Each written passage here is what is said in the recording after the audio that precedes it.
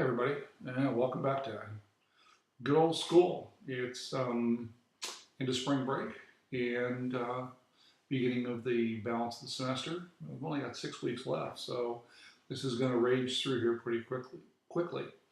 This week we have your second exam, and hopefully you'll do well on it. Information from this chapter will also be an exam, so make sure you include this in your studies. Now, last week, or the week before we went on spring break, was about how the Constitution impacts the daily workings of police officers. Um, as I said before, in that make sure if you're going to be an officer, I'd really keep that. Download the PowerPoint or make notes on it, and if you're going to law school, absolutely. That's a really easy way to put pretty much most of criminal procedure, Fourth, Fifth, and Sixth Amendments together. If you go to, I hate to say it, a top tier or higher tier law school, you're going to find that even though criminal procedure is the topic, the instructors spend most of their time talking about whatever slice of that topic that they really find interesting. Whether it's the police use of force and its impact on Fourth Amendment bar of unreasonable searches and seizures, whether it's the how to fight cybercrime, whether it's the use of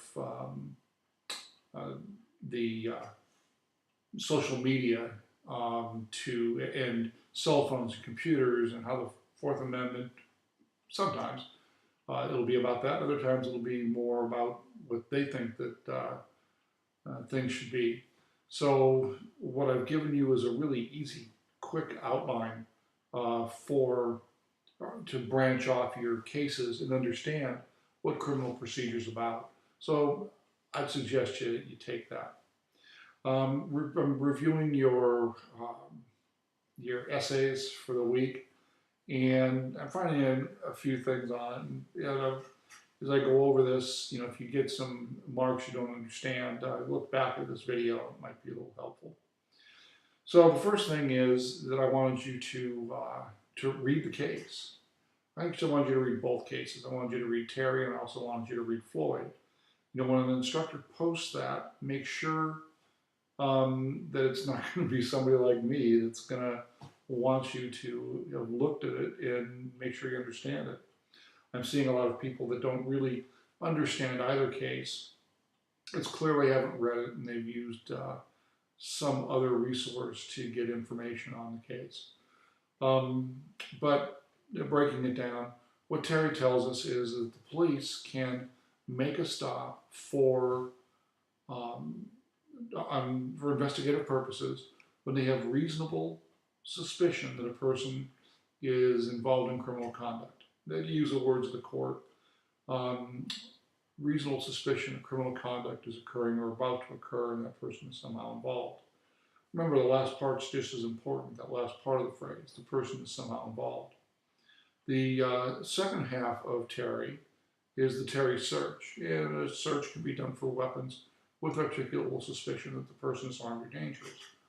Now, most stops can be justified, for a pat-down search. Not all, but most. Picture a day at the beach, and surfer dude gets stopped by the cops for some reason. If he's out wearing his board shorts and carrying a surfboard, and that's it, maybe a pair of flips, that's going to be a little bit more difficult to articulate the reasons. However, if a person is stopped and they're wearing a sweatshirt, a baggy sweatshirt, clothing that you can easily conceal a firearm or a knife, then it's important to make sure those are noted in the report. As a supervisor, I sent back a lot of reports where officers did pat down searches and maybe found contraband, but they didn't um, articulate. They didn't write down why they had patted the person down and sent those back because that's not a valid search under Terry. And if they couldn't articulate it in some fashion or another, well, then the jail was contacted and was ordered for the person to be released. They could write the report then and then send it off to the DA and see if the DA would file it. But there wasn't sufficient information to hold a person with that. So that's the concept of Terry. The next idea, we talk about racial profiling. And racial profiling is expanded. I mean, racial profiling used to be where the police use race as the sole reason to do an investigative stop. And that comes from a series of cases from New Jersey turnpikes, where police would see African Americans driving down the freeway, turnpike, by themselves, maybe late at night, and they would stop them to see if they were drug couriers. And they had, a decent success rate where they were able to do vehicle searches and did find drugs. And it was the one of the original drug courier profiling cases. And then the media comes up with kind of cool sayings, and that's another thing to be aware of is there an issue that has come down to a really cool saying?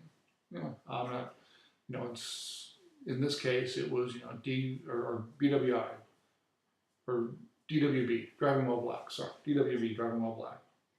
But the initial stop is clearly a violation of Terry, upon which it was based. The next question was, well, should the Terry stops mirror or be representative of the community at large? And what I was hoping you would do was to have the discussion of who gets stopped on a representative basis. If you have a community, that is primarily young African Americans, well, who commits crime? Well, certainly it's people between 16 and 26. What were the New York Terry stops trying to impact? And that was, violent street crime. A couple people wrote about a statistic of a large percentage of serial killers are white males. Well, that's great, and certainly if you were doing Terry stops, for serial killers, a high percentage of stops on Asians wouldn't make sense because you wouldn't be looking for the right people. By the same token, if you are looking to stop street crime, do you stop and search, under Terry, people that are 70 years old? No, not me. Come on now, be nice. So that was the next part of it, and then you could kind of figure, that out, and that's kind of what Kelly was talking about in his, that part of the video. And then lastly was the idea of what Kelly had to say. So that's what Kelly is basically saying is that, people were, stopped in areas that had high levels of crime. And those high levels of crime led to searches. And the idea that there isn't a strong hit rate, meaning that cops don't see somebody walking down the street and go, aha, he is, he's involved in criminal conduct, and they get something out of it, a warrant arrest, contraband, something.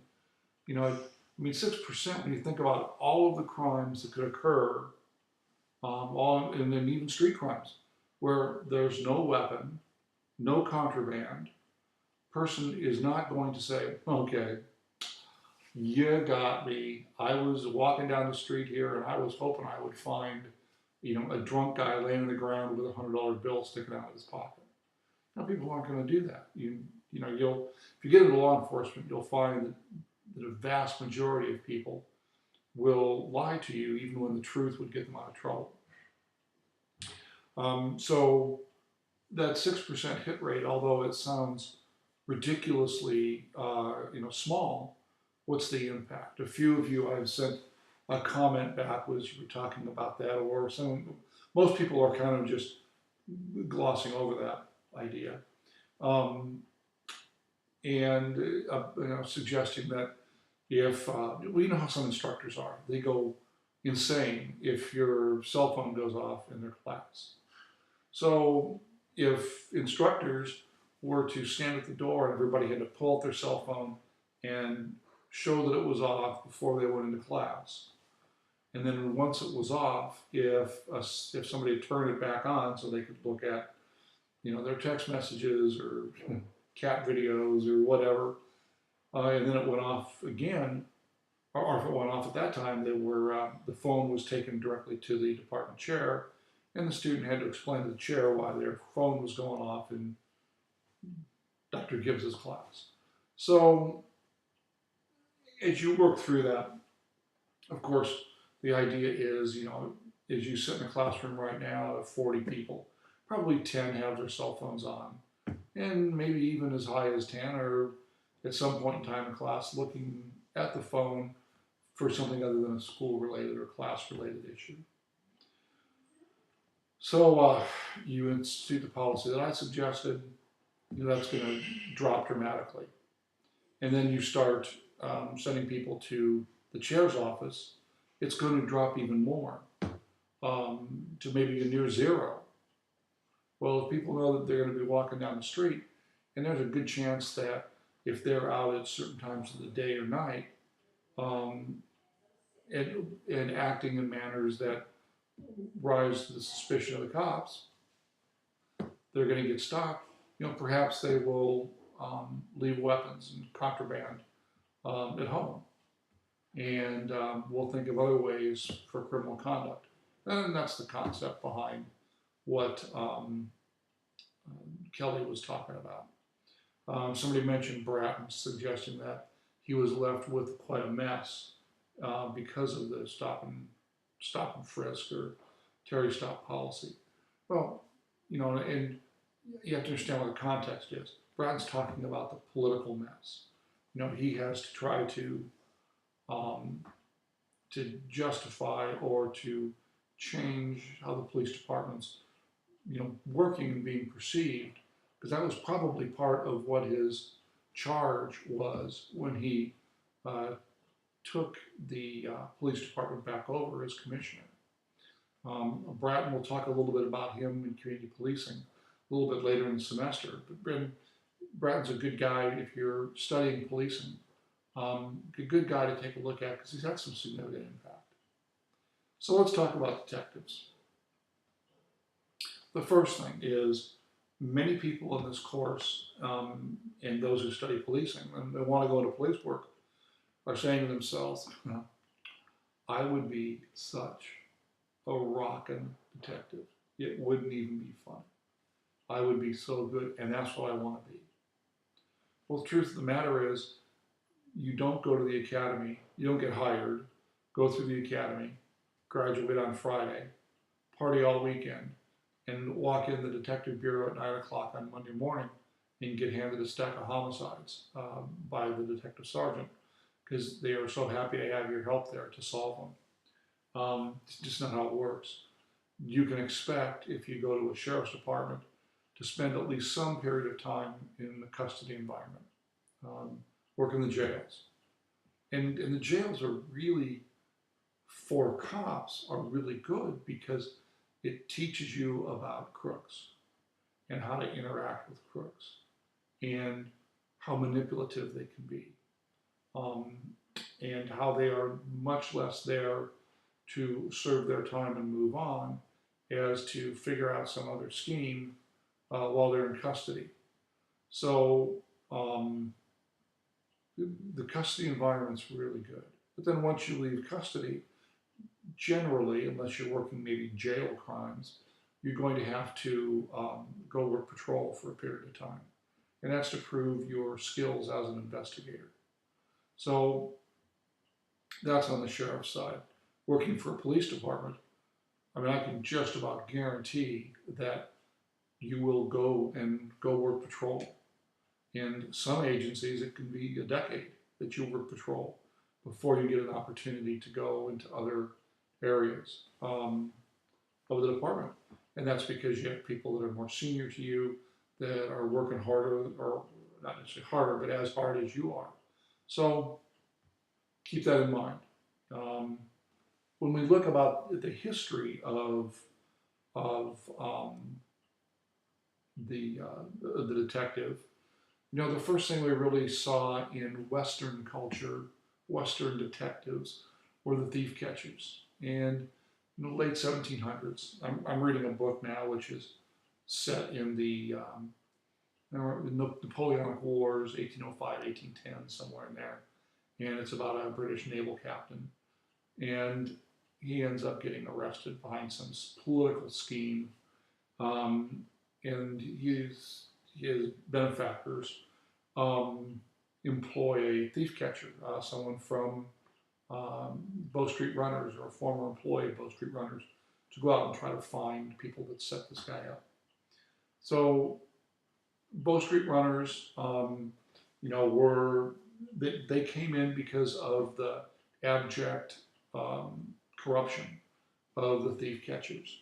And Bow Street Runners were much less, much less of a corrupt organization. Oh, I'm certain there was still. I mean, anytime you get people together doing that kind of work, you have to be very diligent when it comes to that. When it comes to corruption, you know, the policing in America starts to spin up in the 1830s, but it takes, you know, it takes a few decades for detectives to really hit the street.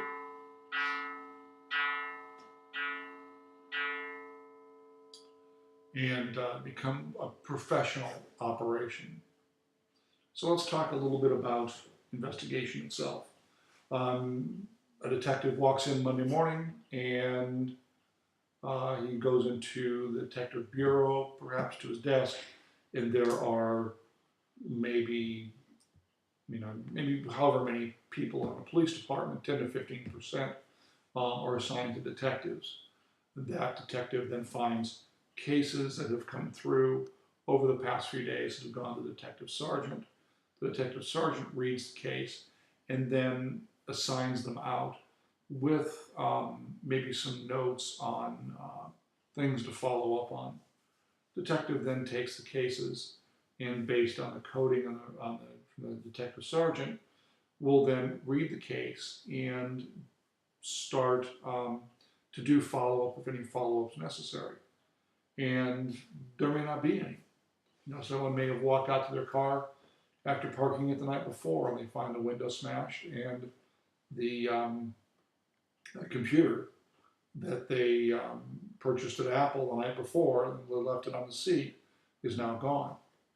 And I can almost hear a few of you laughing. Who would do that? Well, a lot of folks do that. It's pretty crazy. So the detective then will decide what follow-up. In that case, maybe the only thing that he can do is see if there was any CSI by reading the case. If there was, see if the CSI supplemental is attached. Was there blood? Did the bad guy break the window, cut his hand, leave blood? Has DNA been collected, and is it going to be shipped off to CODIS to be run through the system? Were there fingerprints?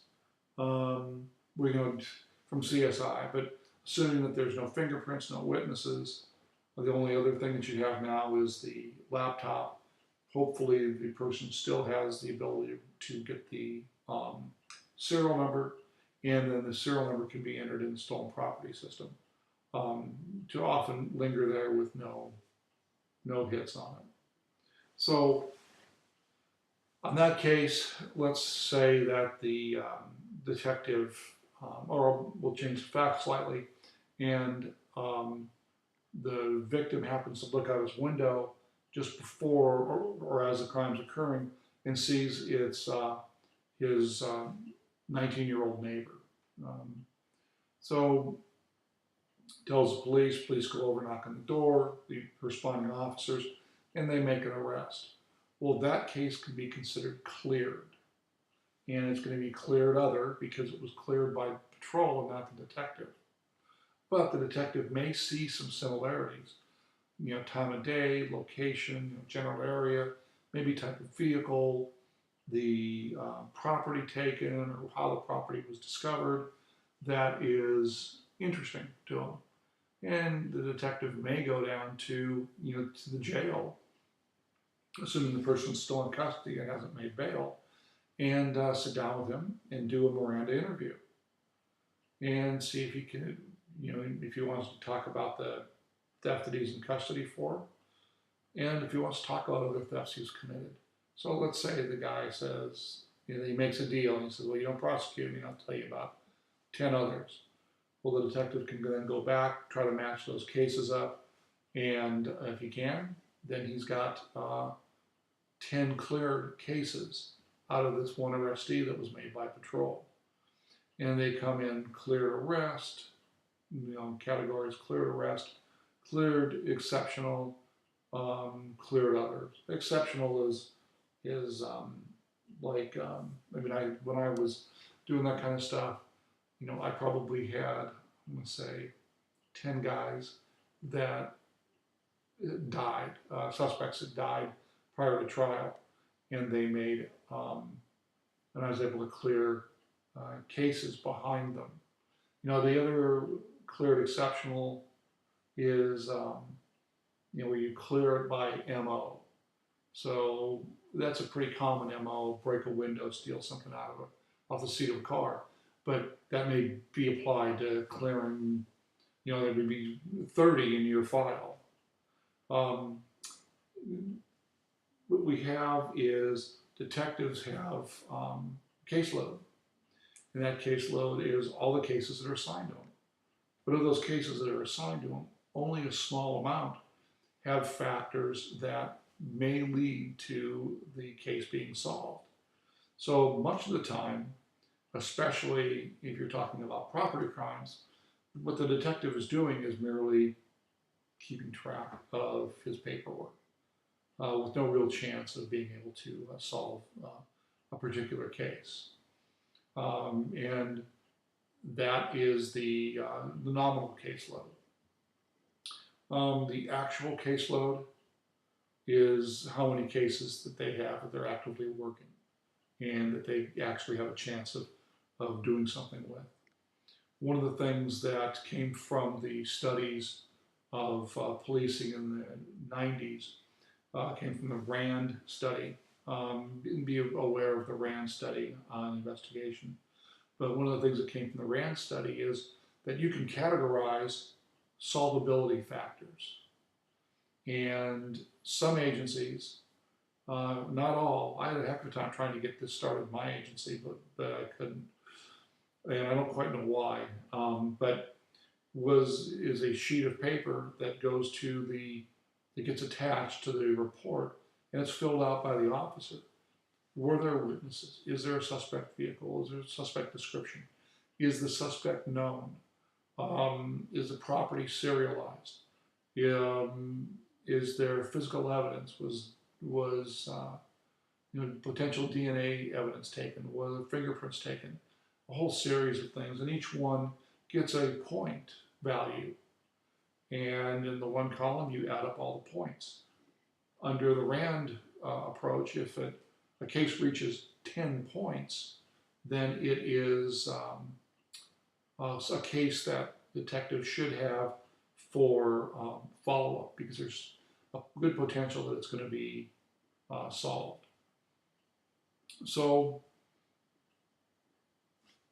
in that case with the laptop, patrol gets a call of a vehicle burglary occurred overnight, usually the morning guys. And day shift guys, they hate the first 3 hours of the shift because they're doing all of the, they're doing all the reports from stuff that happened the night before. You know, hit and runs, often drunk drivers, you know, thefts from vehicles, vandalism to property, those kind of things that happened over the evening hours. And so that starts their day off with a bunch of reports.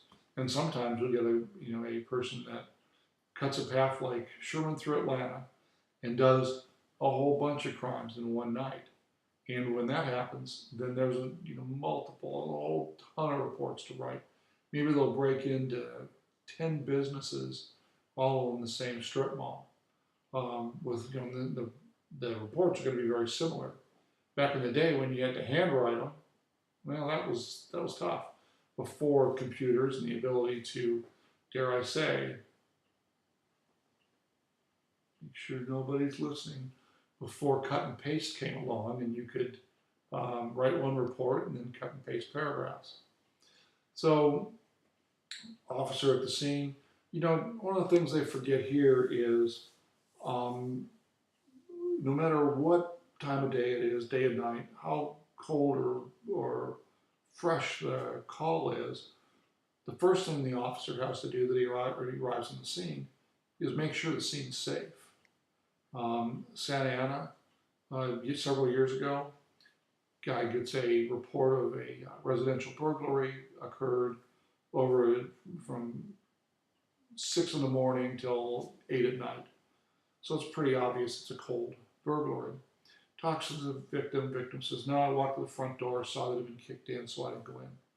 Officer goes in to look to see if there's anybody inside. Gets up to the master bedroom, and as he's walking around the master bedroom, bad guy steps out and shoots the officer. Sits out of the closet.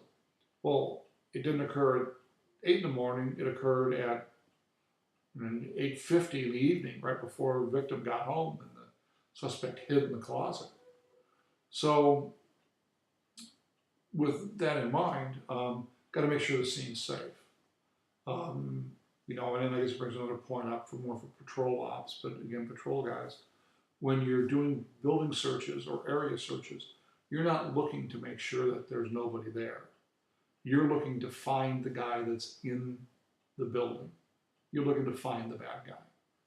Think about that when it comes to mindset. So now you've got the scene safe. You need to talk to the victim, establish the elements of the crime. You'll learn about elements in 340. Establish the elements of the crime. Make sure you actually have a crime. And then go look for or examine the scene, look for physical evidence, and then go look for witnesses.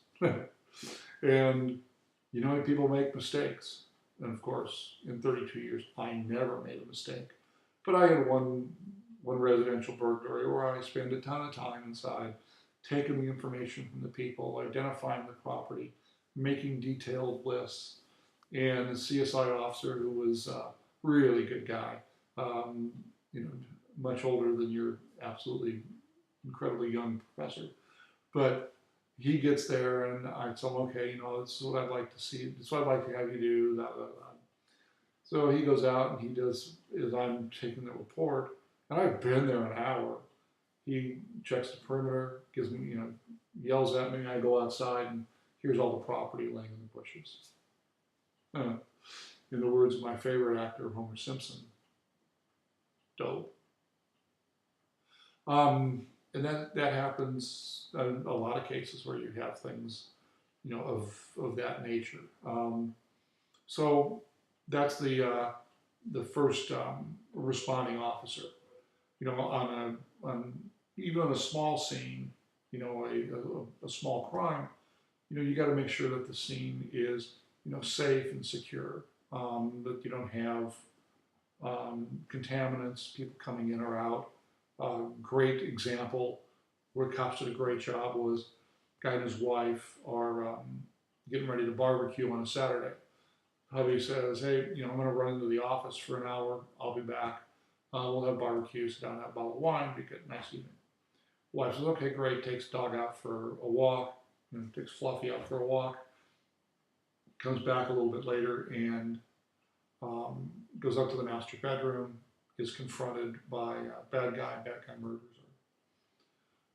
Dad comes home, within a few minutes, 15, 20 minutes of the actual murder, and finds a dog in the house with the back door open, which is highly unusual.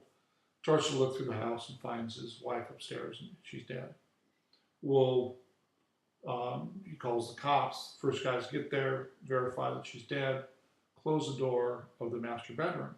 Now, a couple things happen there is that you're not going to have outside contaminants. You're not going to have leaves or dirt or other things come in from the outside. Also, that room will maintain a temperature, and that will slow the cooling of the body so that you're able to determine time of death, which, when you've got those facts, the first person you're going to look at is going to be hubby. And time of death, along with his alibi, may be critically important. So cops did a good job on that, and they closed the doors up, eventually led to the case being solved.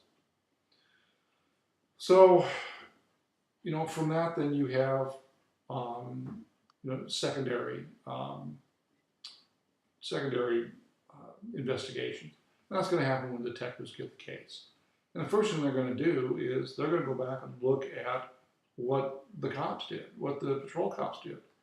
Maybe re-interview the same people. They may get information from the outside, which patrol is not privy to. Some of those kind of, things. But quite a bit of it may be going back and doing exactly what patrol guys did.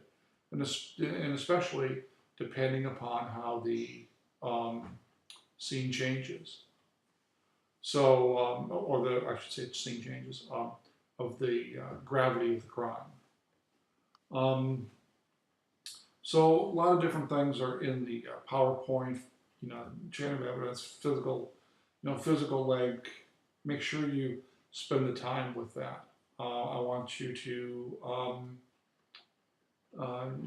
make sure that you understand those things, because you're probably going to see them again. Might even be as early as Thursday of this week. So with that in mind, I think we will try to make this a fairly short one tonight. Oh yeah, it's only 2 hours. Sorry.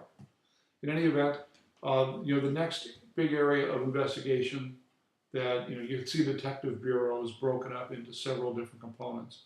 One component is going to be the actual Detective Bureau, and they'll be broken down into things like crimes against persons, crimes against property, child crimes, financial crimes, white-collar crime. And each one will have their own responsibilities, and will generally get a case. Now, one of the things that happened in community policing was even small agencies tried to break down the city into smaller areas, and these areas would be you'd have police officers assigned to that area and detectives. So detectives became more generalists, and only your major crimes would be caught, meaning they'd be assigned to people that were specialists that had maybe done a lot of crimes against persons, murders, those kind of crimes, in the past. And that was initially where we went with community policing. It turned out to be not as efficient, and most agencies that I'm aware of have gone back to a detective bureau, and you have different desks for different things. We have big agencies, LAPD, LA Sheriffs, Orange County Sheriffs. You may see it broken down more by area, but that's just because of such a large, large area. If you have a detective that's in South Bay in LAPD, you don't really want him in Northeast Division, working bicycle thefts, when he's also got a couple of temper apes down in the Bay Area. So that doesn't make sense. So they'll break out more by geography. The Detective Bureau then has other things like narcotics, drugs.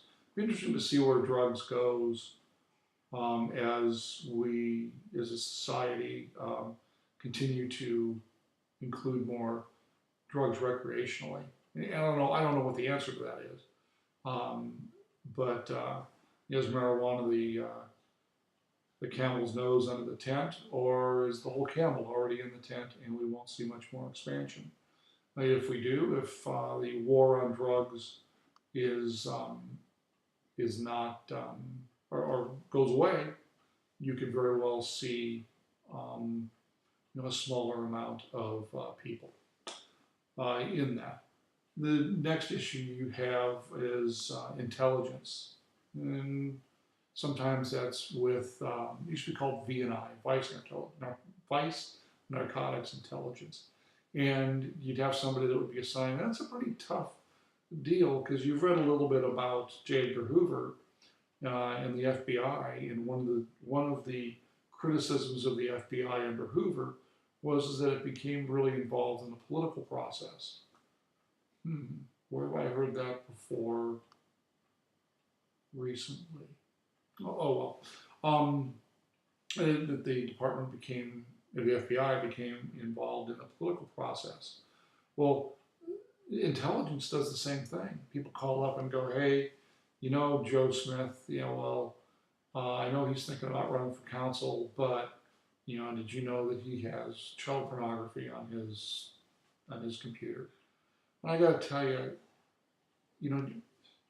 one thing that you'll learn from police work is to never, ever, ever underestimate the ability of people to let you down. And they'll do it on a personal basis with, friends that will do stuff. And they'll do it when you look at, crimes people commit.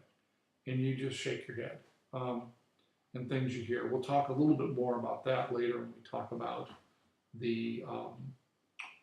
internal affairs investigation and knowing stuff you really don't want to know. But those are the things that an intelligence office might deal with. Vice is going to be all kinds of different things: gambling, prostitution, and other things that are grouped into that. Vice is kind of it's a cool thing because you got to dress cool and you got to look the part, and that's kind of fun. But some of the stuff that you get involved in, especially some of the sex crime stuff, is really disgusting, and it's just not awesome. One thing that you see when you have large-scale operations, you'll see things like task force stuff, and task force can be incredibly successful. Orange County worked on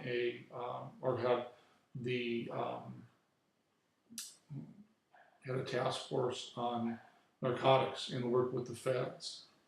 And they were very, very successful for their first few years, with big cases, millions and millions of dollars seized. It gained national attention. When I was on the task force, the task force members actually sat down and had lunch with one of the presidents, talking about drug policy and the kind of things that we were doing. So say gain national attention. The next one that comes up is terrorism, counterterrorism. FBI is very involved in domestic kind of stuff, domestic terrorism, but also JTTF, the Joint Terrorism Task Force, will take officers from different departments.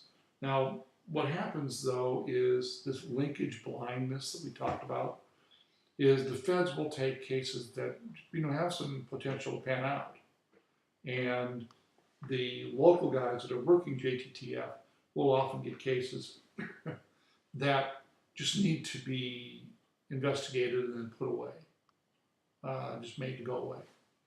So you see a lot of that. But JTTF is kind of cool because you have to get a security clearance because of some of the stuff that you see, and you don't work at your police station anymore. You work, out of the FBI, local FBI office or an off-site. So they're really kind of a cool deal to work, difficult to get into, and usually those only go to people that are unfortunately in police work, are either problem children, meaning that they cause, internal problems, and the chief can get rid of them for years at a time, send them to JTTF where they're not bugging him or her, or you get people that are the, really well thought of, and, they have the opportunity to work in that. The last thing that we talk about in this chapter is the idea of how the police and prosecutors get along. Remember, there's two different goals here. Police, their goal is to stop crime, prevent crime, get criminals off the street. The prosecutor is trying to make sure that people that are arrested are make it through the system, successfully, if there's sufficient information to prosecute. Because a lot of times it looks like a great case to the cops, doesn't look like a great case to the DA, and there's a little bit of tension, between that, between those two. So you'll learn a little bit more about that when you talk about in your courts in your 301 class. There should be some discussion about that. Prosecutors, well educated, generally they're going to have law degrees, be lawyers, and so they're going to think of themselves on a little bit higher plane than some guy who's driving around a police car at 3 o'clock in the morning, with a bachelor's degree. It's just the way it is. So each officer has to prove to the DAs that they work with that they produce good cases, they're solid cases, they're based on fact, and their techniques are not only effective but they're lawful. So with all that said, that should take care of us through this particular section, and I guess I'll see